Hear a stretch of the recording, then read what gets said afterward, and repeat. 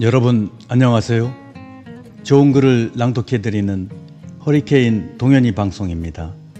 오늘의 낭독은 정직한 삶의 감동적인 실화 3편입니다. 끝까지 잘 감상해 주시고 행복한 시간 되시기를 바랍니다.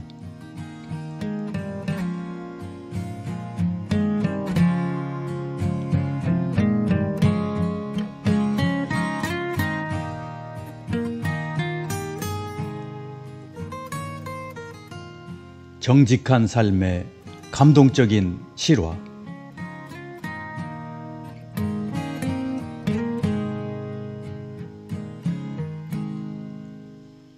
우리 인간이 가져야 하고 지켜야 할 덕목 중에서 가장 기본이 되는 덕목이 정직입니다. 영국 속담에 정직이 최상의 방책이다라는 속담이 있습니다.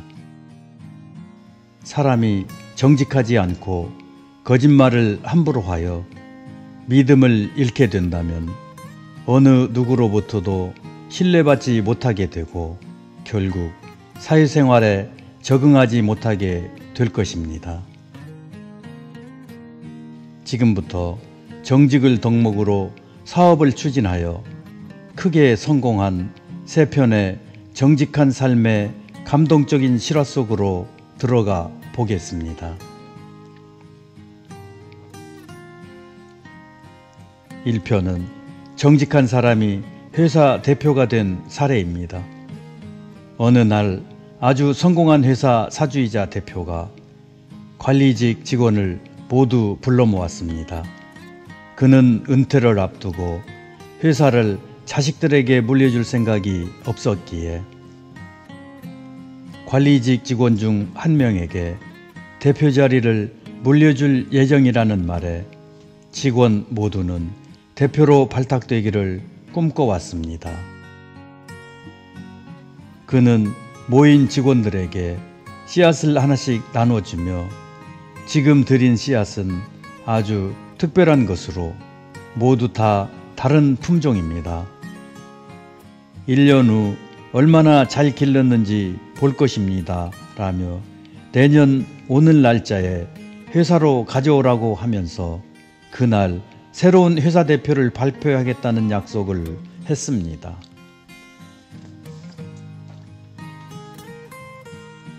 직원 B를 포함해 모두들 대단한 흥분을 감추지 못했습니다. 그런데 B는 저와 함께 화분에 물을 주며 열심히 길렀는데도 전혀 싹이 나오지 않았기에 빌은 실망한 나머지 화분을 회사에 가져가려고 하지 않았지만 빌의 처는 양심적으로 행동하기를 추구했기에 빌은 할 수 없이 빈 화분을 들고 회사에 갔습니다. 관리 직원 모두 화려하고 멋있게 잘 기른 화분에 나무를 자랑하고 있었고 빌이 들고 온 빈 화분을 보고는 서로들 낄낄거리며 비아냥거리기에 빌은 풀이 죽어 조용히 있었습니다. 드디어 회사 대표가 나타나서는 모든 화분을 조사한 후 그는 빌을 앞으로 불러내어 왜 식물이 자라지 않았습니까? 하고 물었고 빌이 자초지정을 얘기하자 모든 직원들은 웃었습니다. 관리 직원 여러분, 오늘 제가 약속한 대로 새로운 회사 대표를 뽑겠는데 바로 빌이 새로운 회사 대표입니다. 그러자 모든 직원들이 비웃으며 그는 아무것도 키우지 못했는데요 했고 혹시 해고나 당하지 않을까를 걱정하던 빌은 더욱 큰 충격을 받았습니다. 대표가 말을 이어가기를 제가 작년 오늘 날짜에 여러분께 드린 씨앗은 제가 삶아놨던 것이기에 절대로 싹이 날 수가 없습니다. 여러분들은 씨앗을 바꾸어 키운 것입니다. 나는 정직한 사람에게 대표 자리를 물려주어 바른 경영을 해나가도록 할 것입니다. 2편 정직이 직원 700명의 거대한 세탁소를 만들게 한 사례입니다. 한국에서 교사로 있던 분이 지상 낙원이라고 불리는 미국으로 이민을 갔습니다. 한국 사람이 미국에 가면 언어가 통하지 않기에 한국에서 선생님을 했다고 할지라도 미국에 가서는 선생님을 할 수가 없어 하는 수 없이 세탁소를 차렸습니다.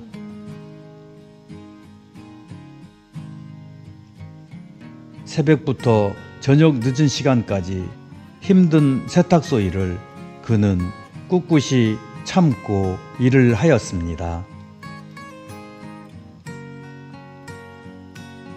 그러던 어느 날 손님이 맡긴 양복바지를 다림질하다가 우연히 왼쪽 주머니 속을 뒤져보니 주머니 안에 $1000나 되는 거금이 들어있는 것을 발견했습니다.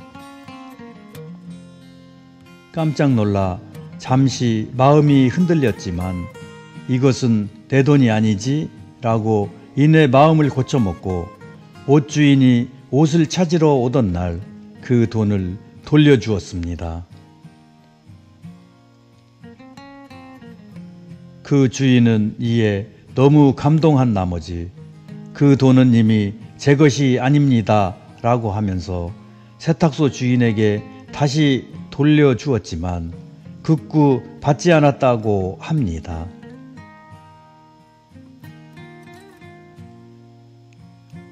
주는 사람이나 받는 사람이나 너무나 훈훈한 미담이었기에 그 이야기가 뉴욕 타임즈에 기사로 쓰여지게 되어 정직한 세탁소라고 주위에 널리 알려지자 일거리가 늘어나면서 무려 종업원을 20명이나 거느리는 세탁소 사장이 되었고, 이 뉴스를 접한 뉴욕에 본사를 둔 항공사 부사장이 이 세탁소를 직접 방문해서 세탁소 주인에게 우리 비행기에서 나오는 모든 세탁물을 맡길 테니 정직하게만 일해주세요 라며 그 항공사 세탁 일까지 맡게 되어 지금은 700명이 넘는 직원을 보유한 거대한 세탁소 기업이 되었다고 합니다.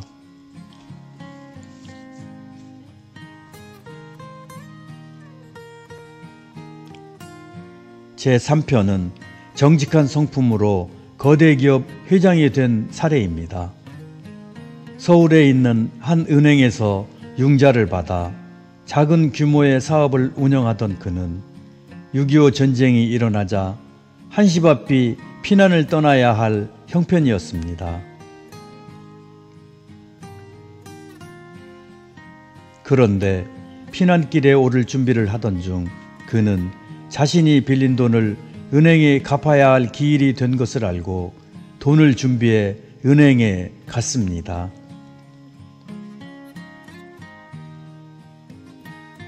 전쟁이 나자 사람들은 돈이 될 만한 것이면 뭐든 챙겨서 떠나는 상황이었는데 그는 반대로 돈을 들고 은행을 찾아간 것입니다. 여기 빌린 돈을 갚으러 왔습니다. 남자는 돈이 든 가방을 열며 은행 직원을 불렀습니다.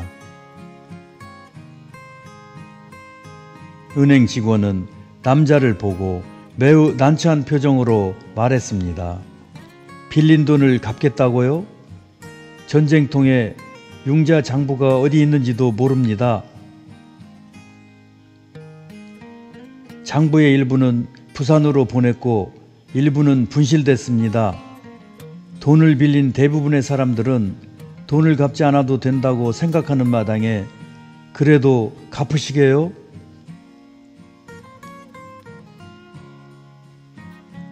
은행 직원의 말에 남자는 잠시 어떻게 해야 할지 망설였다. 사실 갚을 돈을 은행 직원에게 준다고 해서 그 돈을 은행 직원이 자기 주머니에 넣지 않는다는 보장도 없었다. 하지만 남자는 생각 끝에 돈을 갚기로 결심하고 은행 직원에게 영수증에 돈을 받았다는 도장을 찍어달라고 했다. 결국 은행 직원은 남자의 뜻에 따라 돈을 받고 자신의 인감도장이 찍힌 영수증을 건네주었다.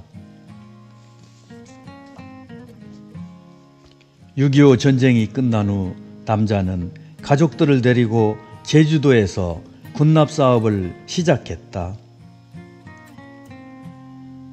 신선한 생선을 공급하는 일을 맡게 되어 갈수록 물량이 많아지자 그는 원양어선을 구입해야겠다는 마음을 먹었다. 그러나 수중에 돈이나 담보물이 전혀 없어 자신의 능력만으로는 도저히 배를 구입할 수 없었다. 남자는 사업자금을 마련하기 위해 부산의 은행을 찾아가 융자를 신청했다. 그러나 은행에서는 전쟁이 막 끝난 후라 모든 것이 불확실한 상황에서 융자는 위험하다고 판단하여 그의 요청을 거절했습니다. 융자 받기를 포기하고 은행문을 나서려다가 문득 자신이 전쟁 중 피난길에 서울에서 갚은 빚이 잘 정리되었는지 알아봐야겠다는 생각이 들어 발길을 돌려 예전에 받은 영수증을 은행 직원에게 보여주었습니다. 그리고 이 한 장의 영수증이 남자의 모든 상황을 바꿔놓았다. 영수증을 본 은행 직원은 깜짝 놀라 소리쳤다. 아, 바로 당신이군요.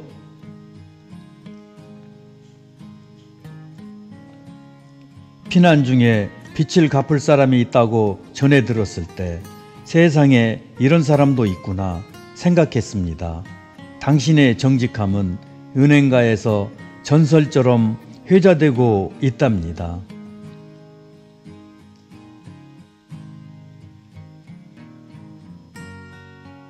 직원은 그를 은행장의 방으로 인도했고 은행장은 당신처럼 진실하고 정직한 사업가를 만나본 적이 없습니다 라고 말하면서 필요한 금액을 흔쾌히 융자해 주었습니다.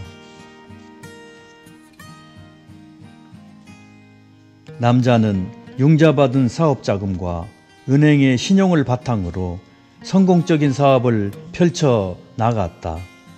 정직이란 어떠한 상황에서도 생각, 말, 행동을 거짓없이 바르게 표현하여 신뢰를 얻는 것입니다. 정직의 성품으로 한국에 존경받는 경영자가 된 그가 바로 한국유리공업 주식회사의 설립자인 최태섭 회장입니다. 전쟁 중에도 정직의 성품으로 신뢰를 얻은 그는 어려운 시기에 정직의 성품을 미천으로 사업을 번창시켜 국내 굴지의 기업을 키웠으며 급기야 유리를 수출하는 나라로 만들었습니다. 앞에서 살펴본 세 편의 사례를 보면서 정직이야말로 최고의 인생 스승이라고 생각하며 정직하게만 산다면 언젠가는 반드시 성공하게 될 것이고 항상 두 발 뻗고 자는 편안한 인생이 될 것이라고 확신합니다.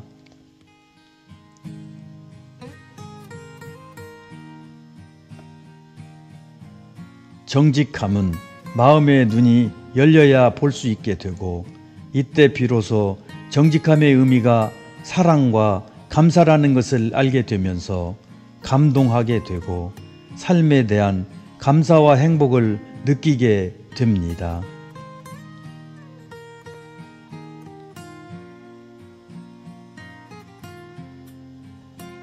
작금의 사회 정치적 상황에서 정직하지 못한 사례들이 발생하고 있음을 아쉬워하며 정직하고 성실하게 열심히 사는 사람이 잘 사는 대한민국이 되길 소망합니다.